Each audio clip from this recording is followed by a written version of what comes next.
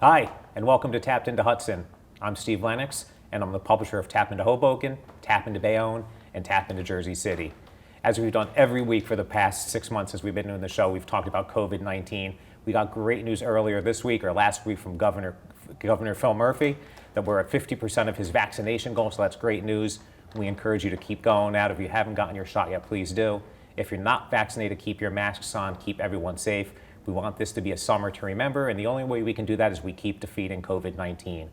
We've talked a lot about the health impact of COVID-19. We've talked about the economic impact, the restaurants that have suffered, the businesses that have suffered. We haven't talked so much about the social aspect, the economical aspect when it comes to housing. And we have a very special guest today that we're going to talk to, and that's Rebecca Symes. Rebecca is the Executive Director of the Waterfront Project. Rebecca, why don't you first start by telling our readers and our viewers about the Waterfront Project? Of course, Steve. First, thanks for having me. I'm really excited to talk about the Waterfront Project and the work that we do. So the Waterfront Project is a free legal services nonprofit and HUD certified housing counseling agency. We help tenants and homeowners who are facing economic and housing insecurity try to stay in their homes. The website for the Waterfront Project talks about the working poor. Who are the working poor? So we help everyone from veterans, families, working people who are making household incomes of $55,000 and below.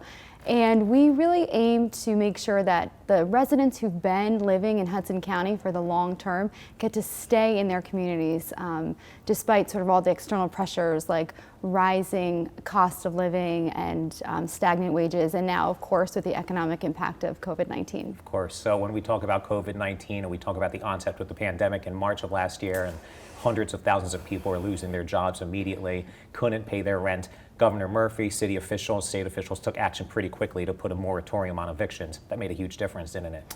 Absolutely.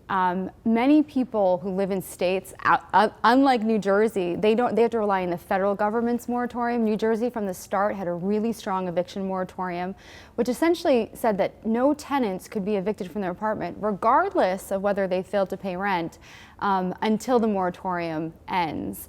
And there was a small exception for where a tenant was causing a threat to the health or the life or safety of other tenants, but really it's a very narrow exception. So for the most part, every tenant in the state of New Jersey has been protected. And the best news is that Governor Murphy, in conjunction with the state legislature, have extended the moratorium through January 1, 2022. And how are landlords dealing with the financial impact of not getting rent from some of their tenants? It's difficult, and it's been difficult certainly on our smaller landlords, landlords who have a smaller portfolio in Hudson County, which doesn't make up a sizable number of our landlords here.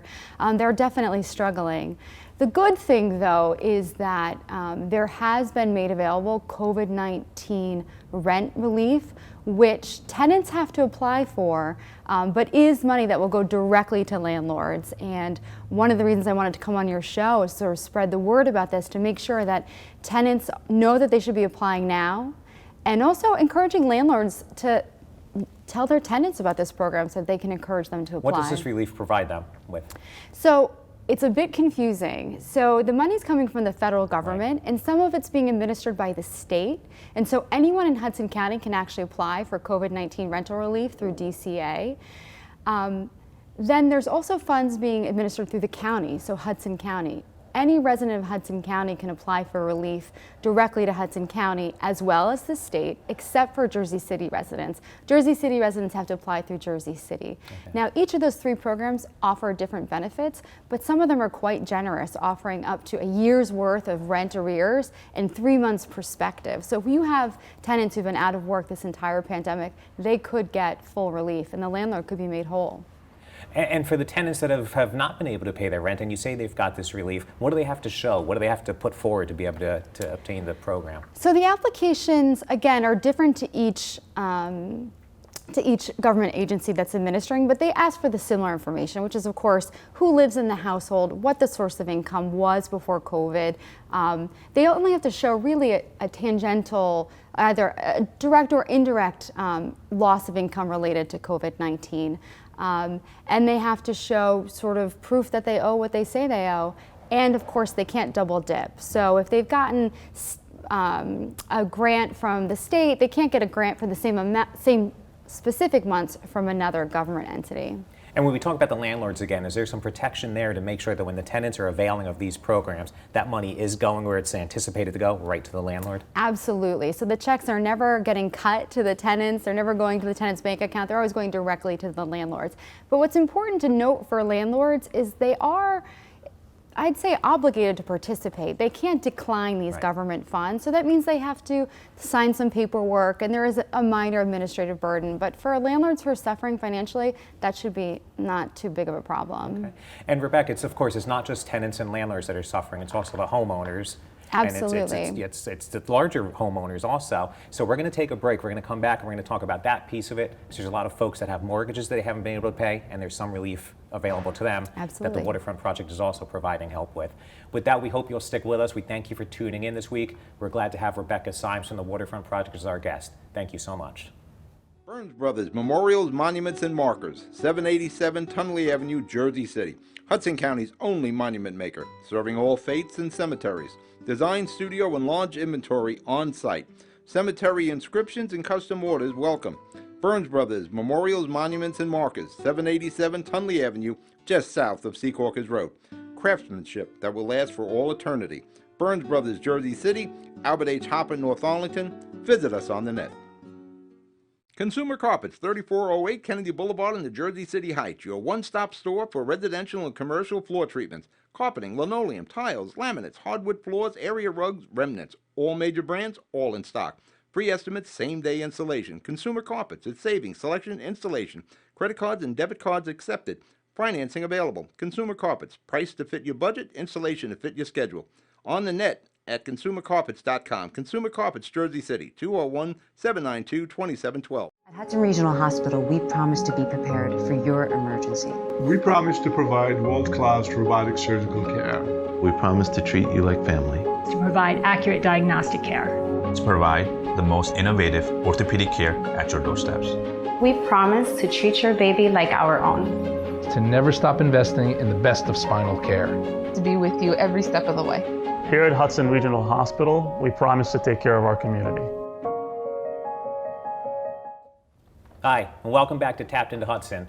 We spent the last segment with Rebecca Symes talking about the Waterfront Project and the work that they're doing to help tenants and landlords. We want to talk about home ownership. There's also folks that are having trouble paying their mortgages. There's relief programs available there too. There are, and actually Hudson County launched a foreclosure prevention program that's available to homeowners anywhere in the county regardless of their household income. So a lot of the programs that we talk about are really focused for low and moderate income households. This program is income blind. The county wants to help as many homeowners as possible. So there's been a lot of coverage of rental relief and very little coverage of what relief is coming to homeowners. We know that homeowners have been able to apply for a forbearance, which essentially is putting the pause button on their mortgage obligations. But for many homeowners, that will be running out soon, their forbearance. And so they have to decide what will happen next. So at the Waterfront Project, we have on staff a foreclosure prevention counselor. This is someone who has over 2 decades of experience dealing with mortgages and trying to stop delinquencies. And he essentially will work one-on-one with homeowners, and he'll be an advocate on your behalf with your lender. And if your home goes into the foreclosure process, he'll actually go to court with you, though he's not an attorney. And one of the reasons it's important to connect with a HUD certified housing counselor is that he really knows the ins and outs of what programs are going to be available to homeowners. So for many people who have a federally government-backed mortgage, they're going to have different options as people who have a private bank, traditional sort of mortgage. We do anticipate that real money is going to be given to homeowners to help pay down some of the arrears. But the homeowners, the most important thing is getting through this period of turbulence, restoring the household income, and getting back on track with payments. Rebecca, you used the word forbearance, and I think it's so important that we circle back on that. Forbearance as opposed to forgiveness. Why don't you make sure our readers and our viewers know the difference there? Absolutely, and I'm glad that you brought that up. So forbearance essentially means that though you've been unable to make your payments during COVID-19, the bank will not penalizing you for failing to make those payments, but you still owe the money that was due. It's just that they've essentially taken the money that came due during COVID-19 and they tacked it on to the end of your loan. So if you had, 15 years left on your mortgage. At the end of COVID-19, you haven't paid for 9 months. You're going to have 15 years plus 9 months. Right. So a lot of homeowners, the forbearance was helpful because they got to avoid late fees for late payments. They got to avoid negative ratings on their credit report, and they got to avoid, or they got to have more time to restore their income. But that money is not forgiven. Right. And now we're starting to get people back to work. Thankfully, Governor Murphy continues to talk about the fact that unemployment numbers are going down. Are we seeing people able to pay their rents again, able to sort of get through their forbearance? Are things picking up from your perspective? So we see a real mixed bag. People come to the Waterfront Project when they're facing very desperate circumstances. And so I think anecdotally, maybe the sample that we have is a bit skewed towards people who haven't returned to work. Right. My number one concern is that what we saw after the global financial crisis, which happened in 2008, we really saw the negative impact of that financial disaster years down the line for our homeowners. So it was really 2010, 2011 where we saw a huge uptick in foreclosures, and that was because of long-term unemployment. Right. And so I do think that in general, the trend is that unemployment numbers are going down. Homeowners are going to get through this. But for those people who have been unable to go to work, they're really facing a difficult situation. And Rebecca, you kind of indicated there that people are coming to you maybe as a last resort. And I think maybe you would advise them, and correct me if I'm wrong, that you shouldn't be a last resort. Maybe they should be coming to you sooner than they are? Oh my gosh, yes. Okay. That is 100% true. So I think what happens both with renters and homeowners is that many of these people have never been in this position before. These are people who've never been unemployed before, or maybe not faced income insecurity like they are now. And so they hope that they're gonna be able to deal with it on their own. Or sometimes people just ignore the problem because it's a little too overwhelming. In both scenarios, though, we can do more for you the sooner that you come, if only to help you understand what your options are and help you sleep better at night, but also because that assistance that we talked about, the COVID-19 rental assistance that's available now, and soon the assistance that will be made available for homeowners, those are finite programs. There is not going to be enough money for everyone. And so the sooner people apply or get hooked up with someone who can tell them what to look out for, the better. Has government done enough to help these landlords and these tenants and these homeowners that are facing these challenges?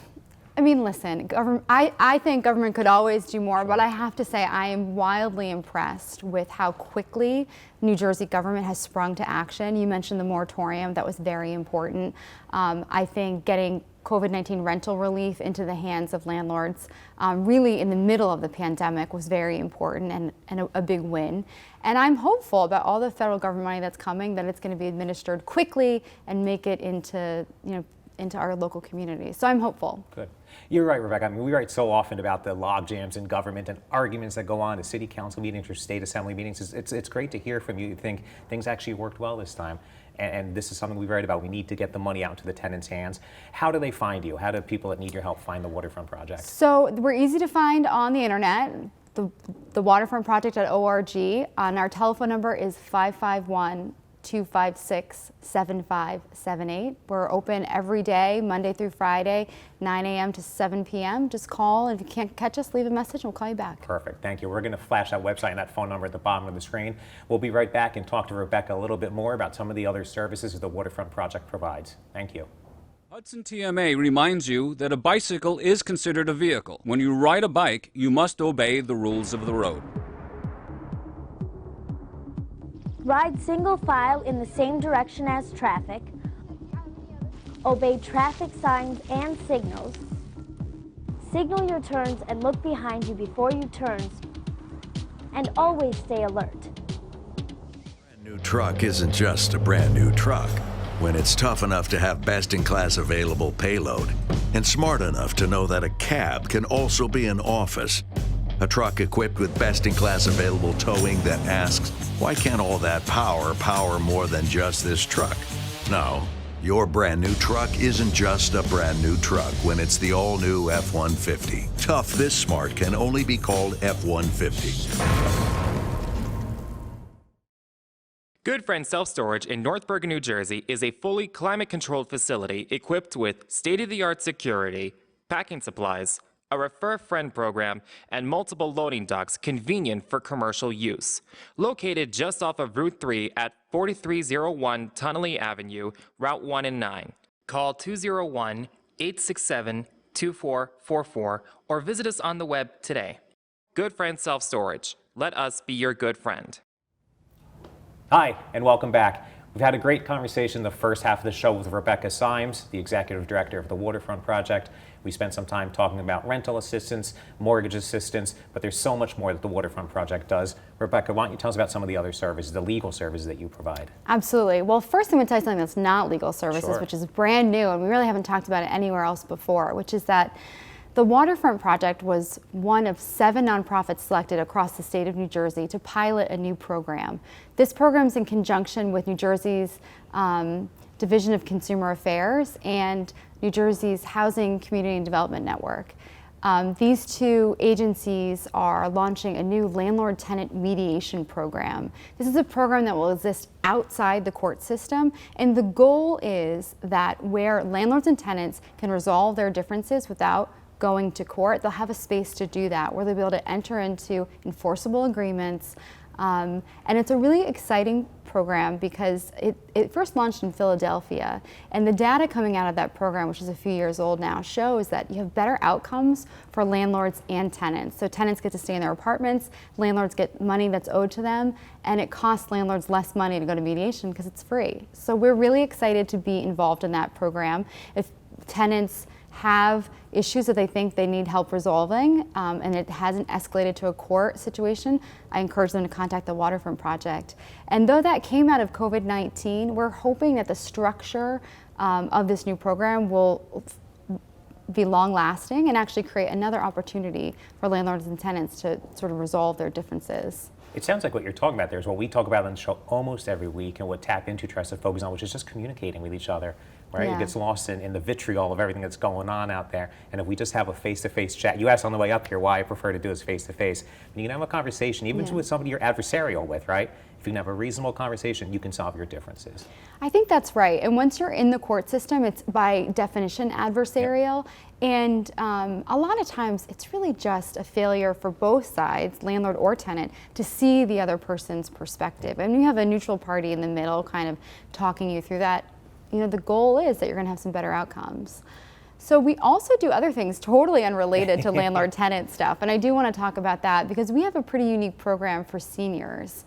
The Waterfront Project has a senior transactional law project, which means that we help seniors with end-of-life documents. So what we found in working with the Hudson County Surrogate's Office was that many low and moderate income households didn't do any end-of-life planning. So what is end-of-life planning? So really what we do is we help seniors draft wills, powers of attorney, and advanced healthcare directives. I go around personally to a lot of senior centers in Hudson County and meet with seniors and sort of explain to them why having a will is important. And they say, wills are just for rich people. You know, I don't own a boat, I don't own a mansion. But the reality is these end-of-life documents help make a very stressful time for your loved ones more organized, but also it gives them comfort to know what your wishes were. And so it's been a real success. The program's been in existence for 3 years. We were on hiatus during COVID-19, of course, because our seniors are the most vulnerable population. Right. But we're back now and meeting with clients, and so we're really excited about it. Why don't you talk about those health directives? Those are important too. Yeah, absolutely. So an advanced healthcare directive, often called a living will, is a document that dictates who in your family will make medical decisions for you if you're unable to do so for yourself, if you were unconscious or couldn't speak or had some sort of traumatic injury. And it also dictates how you want to be treated at the end of your life. I find a lot of times seniors are so comfortable talking about these issues, but their kids are too shy to talk about it. So let's just put it in writing. And so, determining whether at the end of your life you want extraordinary measures or just to be kept comfortable. We go through a whole sheet to figure out what it is exactly how you want to be treated at the end of your life. And like I said, having these affairs in order really just makes a really stressful and difficult time a little bit easier. Again, nobody wants to think about their mortality, right? But it's like you talked about with the landlord-tenant mediation, having these conversations ahead of time just makes all the difference in the world. Absolutely. And what I find too is having the legal documents is a good way to prompt the conversation. And a lot of our seniors, when we end up doing these one-on-one meetings, once they become clients and we talk with their children, we're the ones who get to bring it up on their behalf. And so it makes it easier for the seniors to talk about too. Are there some consumer protections you offer too at the Waterfront Project? Yes, absolutely. So we also help people who've had issues with credit card debt, student loan debt, really any type of debt that might show up on your credit report. We provide financial counseling, which of course is free, and we help people, learn how to fix their credit report and also how to set a budget. A lot of us, if we had parents who were uncomfortable talking about money, we never learned how to manage our own finances. And for a lot of households living in Hudson County who are just barely making ends meet, having that extra professional expertise on how to make your money go farther is actually really helpful. Just learning how to use a bank or learning how to use a checkbook seems so foreign to many people now, or online banking. I mean, these are the things you're teaching your clients now. Absolutely, and also even, we've had a lot of clients help them set financial goals, and we check in a year after or so, and we've even had clients save up for that first down payment for a house. So you really can, change your life by getting hold of your finances. That's great. Rebecca, when we come back, I want to talk one last segment about the Waterfront Project, how it was born, who some of the partners are that you work with, and what else our readers can do to help you guys out. Awesome. Thank you so much for sticking with us, and we'll be right back. Newport, the luxury waterfront community on the Hudson River, offers a quality of life you deserve in 10 high-rise rental towers with amenities such as the on-site Newport Path subway, light rail and ferry service, Newport Town Square, 3 playgrounds, dog run, upscale restaurants, retail giants like Sears, JCPenney, Macy's, and Target. Morton Williams Supermarket is just outside your front door. A health and fitness club, spa, skating rink, and medical facilities are also on site. NewportNJ.com. Enjoy the New York skyline from Newport Town Square. Manhattan is just one path stop away or quick ride through the Holland Tunnel. Nursery and private elementary schools all on site. 12-screen movie theater at the Newport Center Mall. Want to visit Newport? Stay at the Westin or Marriott Hotel. Go to NewportNJ.com for details. Newport has luxurious towers, great restaurants, shopping, New York skyline views, schools, playgrounds, a marina and yacht club, gym, spa, fine wine, fine living. It's incredible. It's you. NewportNJ.com. Newport. Live like you want. Tenant Pinto Properties, Jersey City. Shaping the workplace with state-of-the-art office spaces that address your company desires. Building residences that define your home environment. Adjacent to all modes of transportation with on-site parking available. The right address, the right lease. Call 201-521-9000 or visit online at panapintoproperties.com.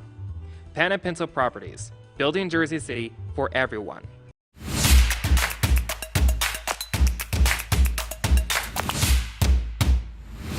Cutting edge surgical care is right here in Secaucus. Robotic surgery is safer. Shorter hospital stays. Smaller abdominal incisions, the size of an M&M. Here at Hudson Regional, we provide world-class robotic surgical care. Hi, and welcome back to our final segment of Tapped Into Hudson. I'm Steve Lennox, and I'm the publisher of Tap Into Bayonne, Tap Into Hoboken, and Tap Into Jersey City. Rebecca, thank you so much for the time you've given us. I want to know a little bit more about you, though. How did you get into the Waterfront Project? I mean, this is really, it's got to be a labor of love and something you're passionate about. It is a labor of love in a way. I moved to Hoboken from Manhattan in 2013. And at that time, I was working in the private sector, but my background had been in the nonprofit world. And so I wanted to do something that would keep me connected in the nonprofit world. And my parish priest, Father Bob, who at that time was the priest at St. Peter and Paul in Hoboken, had created a little nonprofit in the basement of the church, and that was the Waterfront Project. So I served on the Board of Trustees for many years. We started as an all-volunteer run organization, and we have just scaled exponentially since then. And so in 2018, our executive director at the time actually went to work for Jersey City, running their Office of Landlord-Tenant Relations. And so I stepped in as the interim executive director, committing my full time to the Waterfront Project. And I've been there since 2018, and now I'm no longer interim, I'm here to stay. And what was it about serving this sort of position that made you want to pursue it and help landlords, help tenants, help homeowners, help all these senior citizens that need help that they couldn't find anywhere else? Well, the reality is when I moved to Hudson County, I really fell in love with Hoboken and Jersey City and ultimately, all the corners of Hudson County. And one of the things that I love about it is how diverse it is. And a lot of people say that, but I think what's been unique is Hudson County, a lot of our long-term residents have been able to stay here. And I think housing, making sure that people can stay in their communities is a key piece to keeping what is special about Hudson County special. And so, I really think I'm pretty lucky that I get to spend my day job working on that really difficult problem. Absolutely. Something we talked about before the show started was some of the partners that the Waterfront Project works with. Why don't you talk about that a little bit? Yeah, absolutely. So we receive funding directly from Hudson County, from the City of Jersey City and the City of Bayonne. And then we also get funding from the state and directly from HUD, the federal government agency. Our government partners have been really important part of how we've been able to grow. We started with all volunteers and now we have 10 people on staff and our budget is over $1 million annually. But I think, our community partners are in some ways even more important than our government partners. We work with a lot of local area nonprofits and we get funding from a lot of local businesses. And you're a 501c3? Yes, so we're if there's somebody 501c3. out there who's feeling philanthropic or generous, they can make a donation and get a nice little tax break on top of that? Absolutely, and I will say that while government funding is higher than anyone has ever seen it because of this COVID-19 relief, corporate and even individual donating is down. A lot of corporations and families are feeling a little bit insecure about their finances and are not able to be as generous as they were in the past. So to the extent that people could consider us and their charitable giving, would be so grateful, in part because it's the charitable dollars that come without restrictions that really allow us to represent undocumented people, represent people at a little bit higher of an income bracket, and also, do some new innovative things that we can't get government funding for. Let's talk about new innovative things. What's coming down the road for the Waterfront Project? I mean, some of the things I'm really excited about, we are going to be hiring new staff that are going to be focused, we're hiring some people with outreach experience, community organizers. So right now on staff we have lawyers and we have housing counselors, but we're going to be hiring some community organizers to be doing organizing work, basically getting out into the community and involving people, not just who are sort of facing desperate circumstances, but people who want to help shape the way that we tackle some of these problems. Great. Why don't you tell our readers and viewers again, before we wrap it up in a minute and a half, again, how do they find the Waterfront Project? So our physical location is 830 Bergen Avenue, not too far from Journal Square and other public transportation. Our telephone number is 551-256-7578. And of course, we can find us on the web. We're thewaterfrontproject.org. And we have walk-in hours every day, but you can always just call, and we're still doing virtual appointments for people who aren't comfortable yet coming out. With the COVID-19 restrictions starting to be lifted, hopefully people will come out and seek the help. Rebecca, as we wrap it up here, what is your advice to anyone who's sitting there, they're looking at their finances, they're getting nervous, they don't know what to do, they can't pay their mortgage, they can't pay their rent? What do they do? I mean, get help, right? We're here to help you, and if we can't help you, we can divert you to someone who can. The reality is there's free help available regardless of your income. And don't wait. Problems escalate, so let's get involved as soon as possible. And there's no need to be shy or embarrassed or have any shame. COVID-19 wasn't any of our fault, and the things that happened, the economic realities that COVID-19 created, they're not anyone's fault. So there's no reason not to seek help. And as you said before, we've been through these sorts of crashes before, right? The economic crash of 2008, right. We came through it. The Waterfront Project now is born, it's alive, it's excited to keep helping more people. Absolutely. Rebecca, thank you so much for joining us. I think it was very informative. We thank our readers and our viewers again. Please take Rebecca's advice. If you're having financial difficulties, call the Waterfront Project, find them online. With that, we wish you a good week again. Stay healthy, stay safe, stay masked up if you're not vaccinated. If you're not vaccinated, get the shot, please. Thank you.